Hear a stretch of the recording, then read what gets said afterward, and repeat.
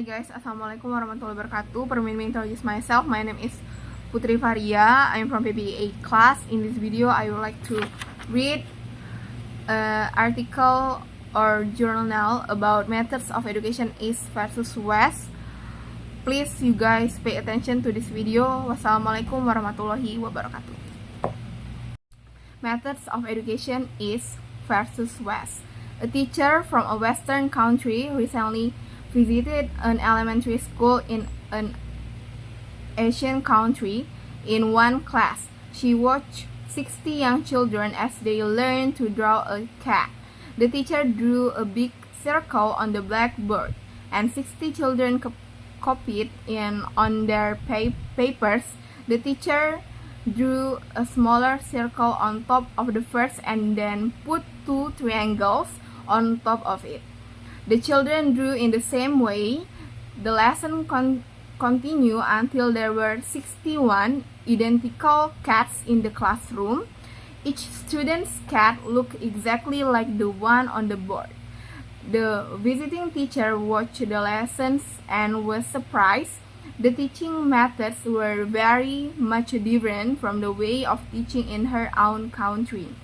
A children's art lesson in her own country produced a room full of unique pictures, each one completely different from the others. Why? What caused this difference in educational methods? In a classroom in any country, the instructor teach more than art or history or language.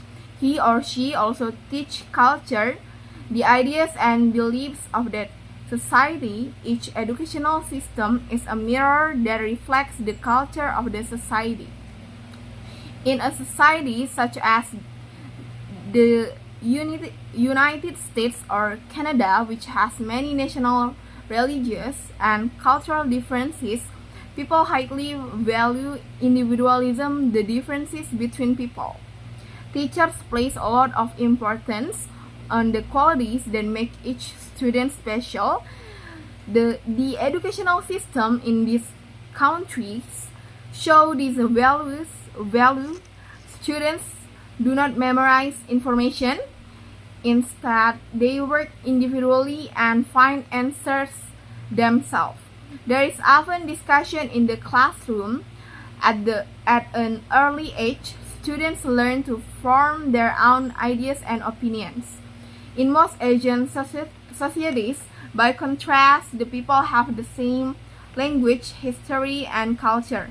Perhaps for this reason, the educational system in much of the Orient reflects society belief in group goals and purposes rather than individualism. Children in China, Japan, and Korea often work together and help each other on assignments. In the classroom, the teaching methods are often very formal.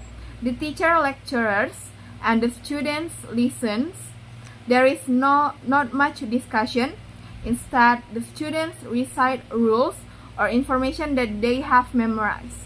There are advantages and disadvantages to both of these systems of education. For example, one advantage to the system in Japan is that students there learn much more math and science than American students learn by the end of high school. They also study more hours each day and more days each year than North Americans do. The system is difficult, but it prepares students for a society that values discipline and self-control. There is, however, a disadvantage. Memorization is an important learning method in Japanese schools.